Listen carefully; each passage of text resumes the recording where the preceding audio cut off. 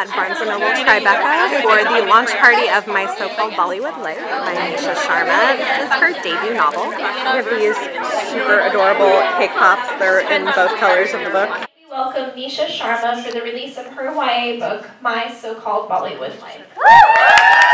Joining her on stage is Trisha Sakajawalia, the CEO of Brown Girl Magazine, an online magazine created by and for South Asian women who believe in the power of storytelling as a vehicle for community building and empowerment.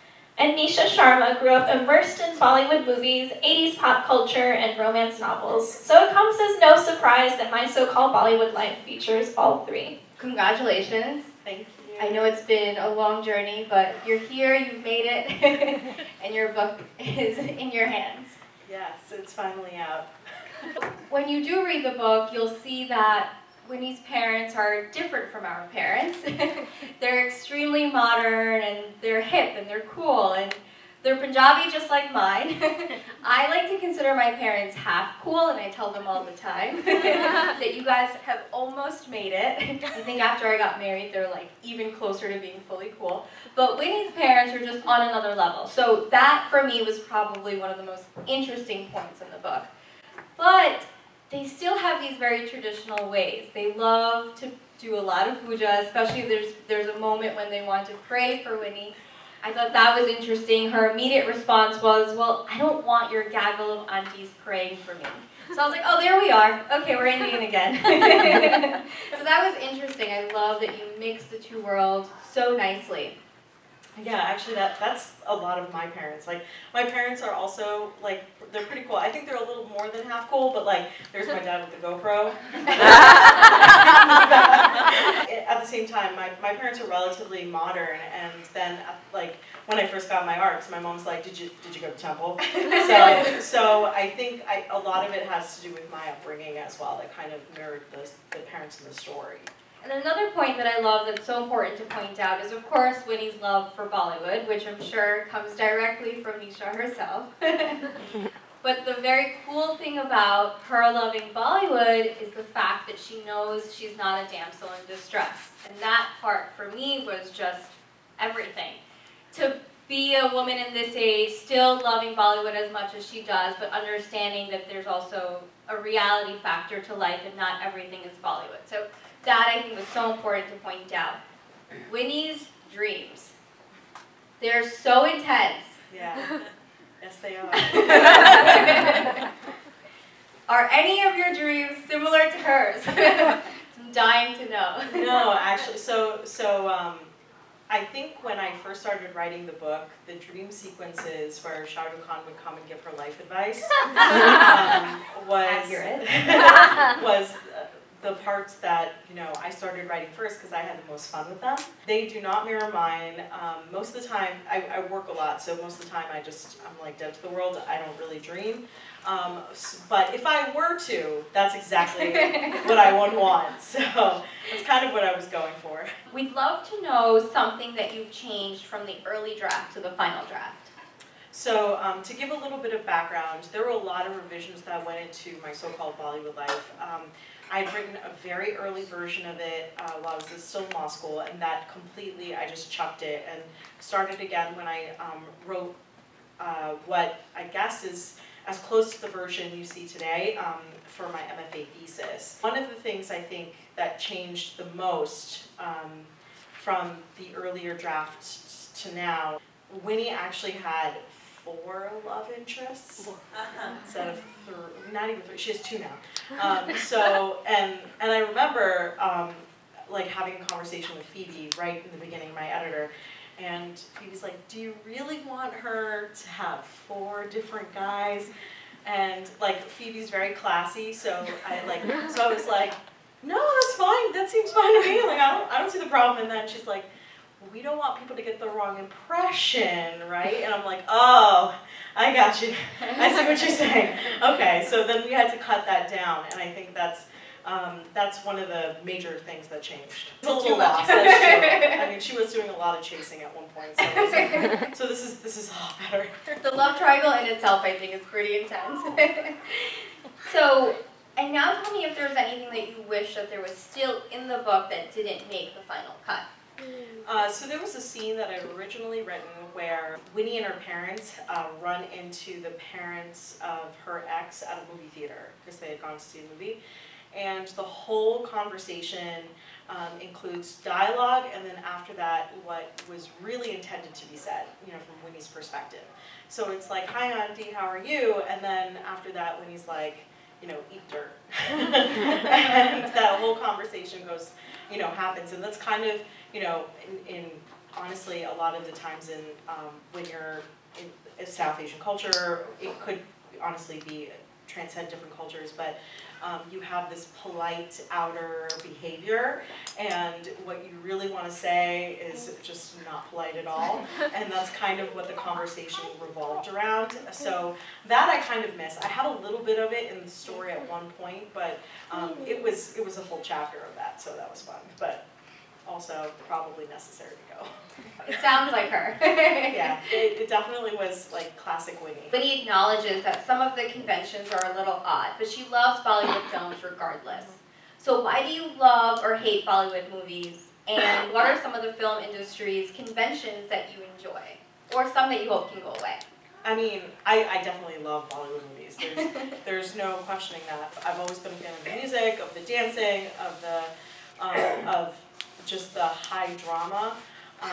I think that it is a type of fantastical experience when you're watching a Bollywood movie. The one thing I wish would go away though, if some of you haven't watched Bollywood movies before, there's some movies these days have item numbers in them.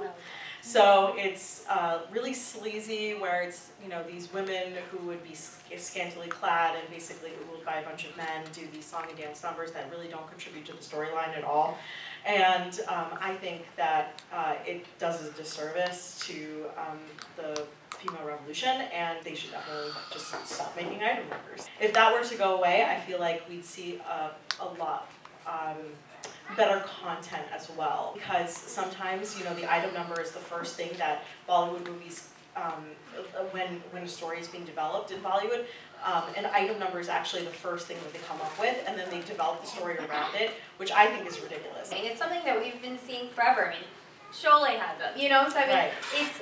It's a part of who we are in Bollywood culture, I think, but we've come a long way. I agree. I think the back in the 70s, 80s, when they had item numbers, they actually contributed to the storyline a little bit more. You know, in Sholay, the item number is, you know, like, she has to dance to save, you know, to, like, if she stops dancing, then her man is going to die. Right. Now, it's like, let's dance to literally just add 6 minutes to the movie. A lot in, like, mob movies, they have it in nationalist films, they have, like, these numbers where you have, like, the dirty politician who's standing with his cronies, and you have, like, you know, the dance number with all the sleazy guys standing around. I do not like that. So much more you could do with a dance number. You know, there's like the choreographed dance scenes that Shah Rukh Khan used to do in Dil To Pagal Hai. I mean, all that spandex could come back. Tell me what your favorite Bollywood movie is from back in the day, and then also name me a new age Bollywood film that you really like. Sure. So it should, my back in the day movie should be Sholay, right? Because that's kind of like the Punjabi Bollywood anthem. It's like the movie that everyone is like, oh, Sholay's the best, Sholay's the best. The reason why I can't say Sholay is my favorite is because my mother and my mom's younger brother have literally killed it for me. Every Thanksgiving growing up. Can we watch Sholay? Can we put Sholay on? To this day, my mom's younger brother's like, let's watch Sholay. I don't want to watch Sholay anymore. So it's not Sholay. But you guys should see it if you haven't. Honestly, it's still a pretty good movie. It's Amar Akbar Anthony, which is a solid movie. It's really good. 3 brothers separated at birth. One's raised as a Christian, one is raised as a Hindu, and one is raised as a Muslim. Ridiculous humor, some drama. The music is fabulous. That has got to be one of my favorite movies from back in the day. A new age film that I really enjoyed, I think it came out in 2015 though, 2016 maybe, Dil Dharakne Do. Really good film. directed and produced by a female director, which is really rare in Bollywood. Dysfunctional family, really good music. One of the relationships in the movie itself that I think deserves so much more credit than it's gotten is the relationship between the brother and the sister, Priyanka Chopra and Ranveer Singh. They had such chemistry as siblings. I thought that, you know, that was something that I really enjoyed. I highly recommend everyone go watch that movie. It's good. I think it's on like Amazon too, or not Amazon, Netflix.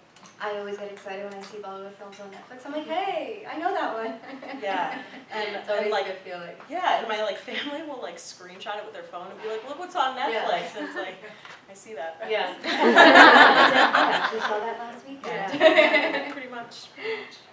I think Shah Rukh Khan is your favorite actor, but I can't tell. So at one point he was 100%. I was such a fan of him growing up. But like in the last 5 to 10 years, he acts with heroines who are like 20 years younger than him. Like I just haven't enjoyed it. It's like I watch the movie and I'm like, yeah, okay, she's younger than me. I'm like, she's his a love interest. So that I haven't really enjoyed. I have to say, Ranveer Singh is quality work. Like, I mean, okay, Preeti, who's in the audience, like sends me gifts every once in a while. And like, but like for real though, not only is he good looking, but he is a great actor. I think, you know, and I was talking with someone about this earlier, just from just looking at his body of work from where he started.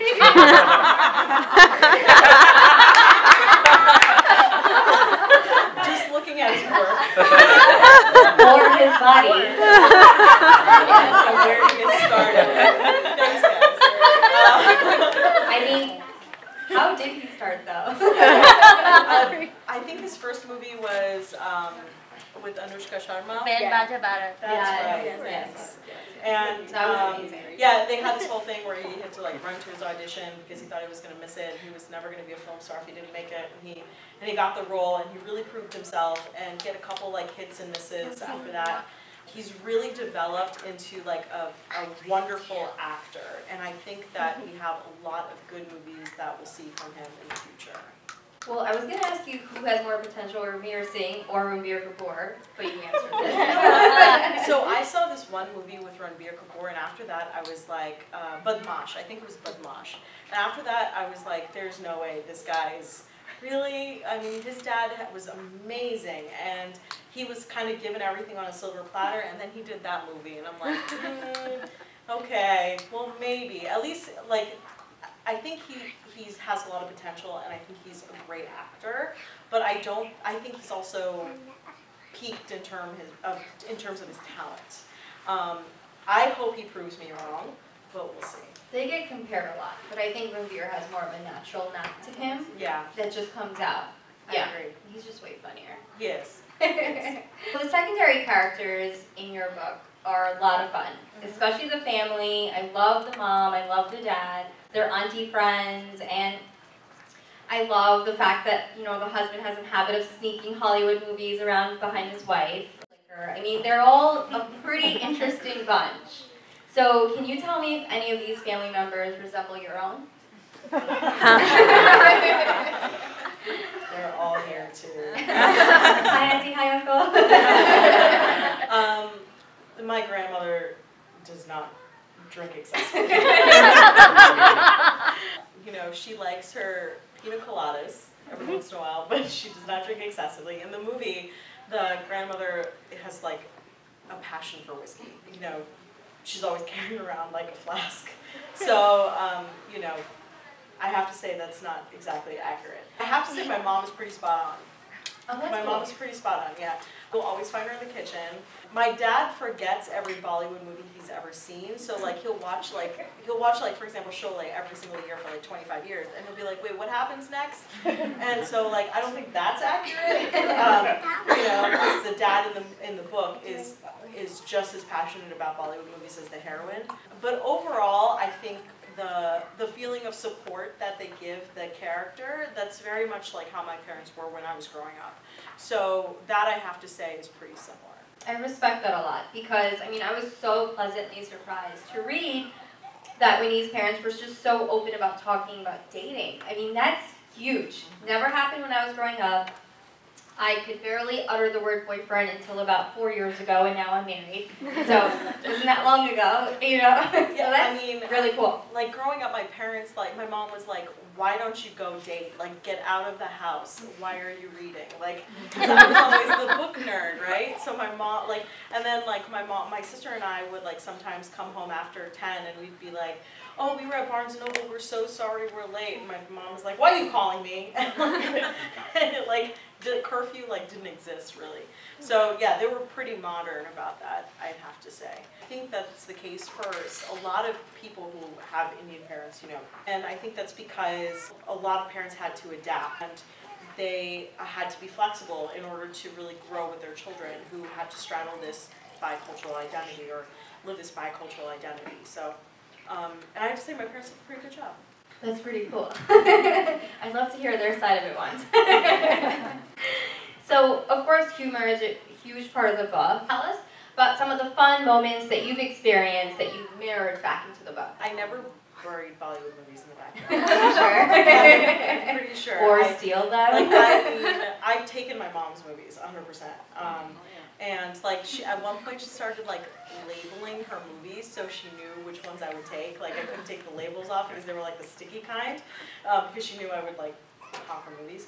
I have to say, in terms of situational humor, there wasn't much that mirrored my my childhood or my upbringing, and I think it's because I honestly was like always studying, always working, such a bookworm. So I've thought about certain things that I wish happened, and I think that's kind of what went into the book more so than what actually happened in my life. That's kind of why this book is like so close to my heart, because it kind of has so many things that, you know, growing up, I wish this would happen or I wish that would happen. Like Winnie got to experience all of those things, and that's kind of like a joy to see that, you know, she's living it out. Really obsessed with the fact that she knows that she's Indian, she loves being Indian, and she doesn't question her bicultural reality, which is so now. It's like, it's trendy now to be Indian and American, something that we didn't experience for sure growing up as kids. So was that intentional? That was very intentional, and I wanted to show a different side of growing up in America as an Indian and as an American, because a lot of the books that I'd seen on the shelves, kind of, that was the issue. It was whether or not the character was would accept, you know, her bicultural reality or not. And for me, growing up, it was pretty natural straddling the line. I think that's because I had a really large family, and you know, I ended up just spending so much time with them. So it was what it was, and you know, that's kind of how I live my life. So I wanted to put that in a story, and that was one of the 3 things that I kind of set out to do when I wrote the book. That, you know, Winnie would be almost easy with the idea of just being both. Yeah, and it's cool that the story is not about her being Indian and American. It's just Winnie being a high school student, you know. Exactly. And that's really cool. It's just her going through her high school love drama and her filmed, you know, club drama. And trying to find her man. Yeah, just trying to find her man. Playing hard to get. I struggled more with, you know, being a writer and expectations that Indians have of professional careers. Right. So I think that's why I went to school so many times, because it's like I wanted to do both, and I was pretty convinced that I could do both. And in the end, you know, I'm exhausted, but I've managed to do it. I don't regret any of the decisions that I made, like going to law school and then going to get my MFA, because I think both of them have really created a foundation for you know, who I am today. I think that's kind of where I would like my characters to also go. Tell us what's next. What are you working on now, and what kind of books can we expect from you in the near future? So both of my editors are here, which is really exciting. My second YA book that's coming out, it's very different than My So-Called Bollywood life so far. It deals with cooking and dance teams, and the hero is actually a secondary character in My So-Called Bollywood life. So it's the same world. It's not a continuation, it's a companion novel. It's Jay, who kind of appears periodically in the story, is the hero in the second book. The other stuff that I'm working on is adult romance, The Takeover Effect, which is the first book of a trilogy of 3 Sikh brothers who are kind of trying to fight off this big corporation who's trying to take over their father's company. So it's about a revenge. It's about like family. That's coming out in January. I love that there's brown characters in books. That was like the best part about reading this is that I was reading about a Desi girl. Isn't it exciting? Yeah. Just hearing you brown say people this. in Yeah. books. Yeah. Like 3 Sikh brothers, like count me in. Like that sounds pretty cool. Yeah. Here we go. Let's see how fast you can do I'm this. ready. Bollywood or Hollywood? Bollywood. Young adult romance or adult romance? Ooh, that puts me on the spot. Crossovers. Crossover. Okay. Samosa or pakoda? Samosa. Masala chai or chai tea latte? Masala chai. Sonam Kapoor's wedding looks or Anusha Sharma's wedding looks? Nisha Sharma. So now you have to rate the hottest Bollywood actors in order. Hrithik Roshan. Wait, what's the rating scale? Like 1 to 5, 1 to 10? Like 1 is the best, 5 is the worst? Mm-hmm. Okay, got it. So we got Hrithik Roshan, we have SRK, Ranbir Kapoor, Ranveer Singh, and Farhan Akhtar. Oh, okay. So do I do the number rating scale or put them in You order? can just put them in. Okay. Putting them in order is probably easier, right? That's hard. Okay, so Ranveer, Farhan, Good one.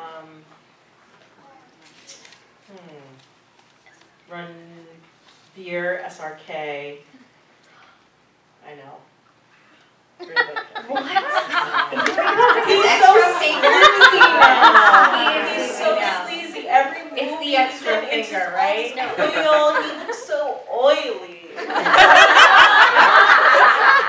It's gross. It's like, go take a shower. I can't. I mean, he looked great. Like, first 2 movies, it's like, okay. Yeah. Okay, you got it. Yeah. And then after that, it's like, what happened? Yeah. He did have a lot of potential. Yeah. And then Yabe came out. Yeah. And then it was all over. Yeah. It was all over after that. Because in that movie, it's such a trip. That movie is so strange. Like, there's a dance sequence where Hrithik Roshan is like marching. He's like a bunch of clones. It's a bunch of clones of Hrithik Roshan, and he's carrying machine guns and just like dancing like this with machine guns, and it's just so strange. I think after that moment, I was like, I think we're through. Thank God for Ranveer Singh. So now we're going to rate the hottest Bollywood actresses. Madhuri #1, Yes. always. Queen Madhuri. Wait, who are the other ones? We've got Like, I just heard Madhuri, I'm like, done. This is done. we've got Sonam Kapoor, we've got Kareem Kapoor Khan, we've got Anusha Sharma, and we have Alia Bhatt. I think Madhuri, Alia, Anushka, Sonam, and then Karina. Yeah. I know. I agree. I'm a fan of Karina. Her sister though. I should have put her on the list. Yeah, I mean, her sister was amazing. I Also think someone with so much potential. Yeah. Yeah. Yeah, definitely.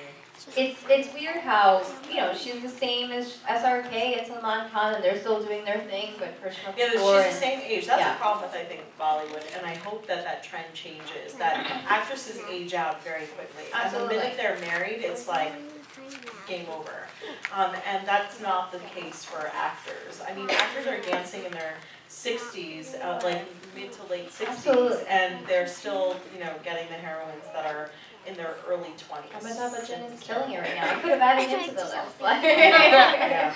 Absolutely. But I think Kareena Kapoor Khan is changing that. She did make a really big stance on while she was pregnant, the fact that she's still working and she can still go out and take photos. So I thought that was pretty cool. So now, who has more Hollywood potential? Priyanka Chopra or Deepika Padukone? Deepika. Really? I'm not a fan of Priyanka. Oh. I know, it's very controversial. I hope you guys still buy my books. But I've never really been a huge fan of Priyanka. I think she's incredibly talented. Let me put it that way. She's very talented, and she's very driven. But I think that Deepika still has a lot to learn, but once she gets there, I think she's going to kill it. People are like, no, Priyanka, Quantico, let's take, no, I'm not. I do enjoy Quantico, but I see what you mean as well, you know, Yep. especially when it comes to color and representing, you know, who she is as an Indian, because she's so focused on being a global citizen. It's like, but girl, we need you to support us. Like, this is why we're rooting for you. And that's like, I think part of it is that people still think that, you know, media or opportunities are for minorities a zero-sum game. It's like there can only be one, there can only be like me, and that is such a negative view to have. Like that actually hurts us more than anything. So yeah, she needs to kind of be a little bit more inclusive. Absolutely. So the last one, who's going to last longer in Bollywood, SRK or Salubhai? Oh, SRK. I am not a fan of Salubhai. I mean, for some of you guys who are not Bollywood viewers, he's had like so many troubles with the law. And he continues to just override them like they don't matter. Pay people off and just get away with murder, literally. And I think SRK has a little bit more longevity. Congrats again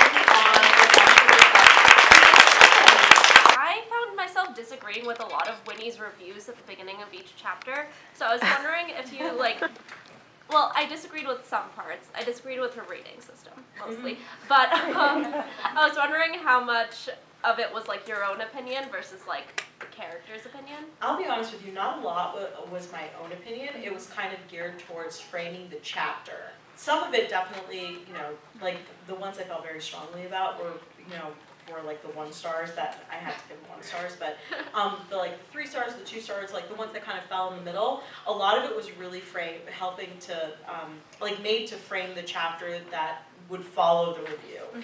And that's kind of what the purpose of the blog posts were, to kind of give a preview of what was to come.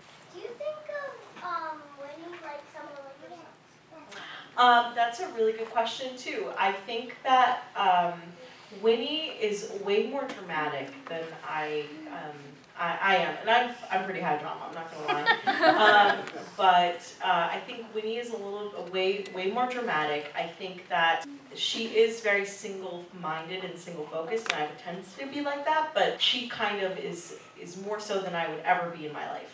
When I first wrote the book, it was for my MFA thesis. And I had to present it to my class and the faculty in order to pass. And a member of the faculty, her name was Susan Kartsonis. She's the director, producer of movies like Buffy the Vampire Slayer, The Duff. She does a ton of Disney movies. So she reached out to me on Facebook and she's like, hey, can I read your book? I mean, I heard about it when you presented and I'd like to take a look. So she read it, and then she calls me and she's like, a friend is coming to town, and you know, she really would like to read your book too. Is it okay if I give it to her? So I kind of without knowing, I was like, yeah, sure. You know, who's the friend? Well, Gurinder Chadha was coming to town, director, producer, writer of Bend It Like Beckham, Pride and Prejudice. Gurinder ended up reading it, and then both of them actually gave me notes on the book. So I incorporated the notes into the story, and I sent it back to them, and after like a couple weeks, they're like, we'd like to buy movie rights. So they bought movie rights, they have it. Gurinder had a couple films lined up. I think she just wrapped up one yesterday, and we found a screenwriter, so it's progressing. It's like film is, I think, slower than publishing, so it's happening. But yeah, that's kind of where we are right now. But I prefer like an Indian American actress to kind of step into the role, and hopefully, you know, we'll discover some new South Asian talent to kind of take on the role when the movie is casted. I don't even know how to say. No, I got it. Okay, now I got it. Well, I had to write a book because to pass my MFA, they were like, you need to write a book. So I think I started with, okay, I'm writing a book. And and I wanted to write South Asian characters, and I wanted a predominantly South Asian cast. And the three things that kind of came to mind that I really wanted to put into a story form was a character that didn't struggle with her identity, because I didn't see a lot of that on the shelves in the South Asian fiction section, which honestly is way too small and we still need to build it up, but that's a different conversation. And then I didn't see stories where the main character had supportive parents. A lot of the times, South Asian heroines and heroes are directly at odds with their parents because the parents represent tradition, and they're butting heads with the traditional with traditions. So I wanted to incorporate that. And last but not least, I wanted to write a story in which the term Bollywood was Bollywood was really kind of explored. And that's because I started seeing it used for the strangest things. Like there's Bollywood popcorn in Trader Joe's. So things like that, which was just kind of floored me. And the title is a play on that, because Bollywood is used for so many things outside of just the Hindi language film industry. So after I had all of that, Winnie kind of came naturally, and Shah Rukh Khan as a mentor kind of came naturally, and it just developed from there.